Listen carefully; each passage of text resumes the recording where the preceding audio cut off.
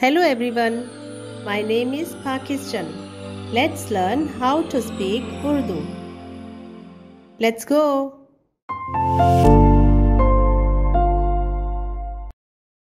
और तीसरी नदी का नाम दजला है जो असूर के मशरिक को जाती है, और चौथी नदी का नाम फरात है। और तीसरी नदी का नाम दजला है जो असूर के मशरिक को जाती है, और चौथी नदी का नाम फरात है। और तीसरी नदी का नाम दजला है जो असूर के मशरिक को जाती है, और चौथी नदी का नाम फरात है। और तीसरी नदी का नाम दजला है जो असूर के मशरिक को जाती है, और चौथी नदी का नाम फरात है। तीसरी तीसरी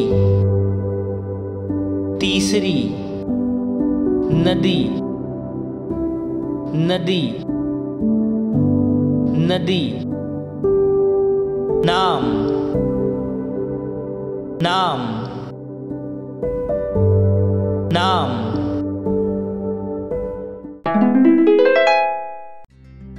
और तीसरी नदी का नाम दजला है जो असूर के मशरिक को जाती है, और चौथी नदी का नाम फरात है। और तीसरी नदी का नाम दजला है जो असूर के मशरिक को जाती है, और चौथी नदी का नाम फरात है। और तीसरी नदी का नाम दजला है जो असूर के मशरिक को जाती है, और चौथी नदी का नाम फरात है।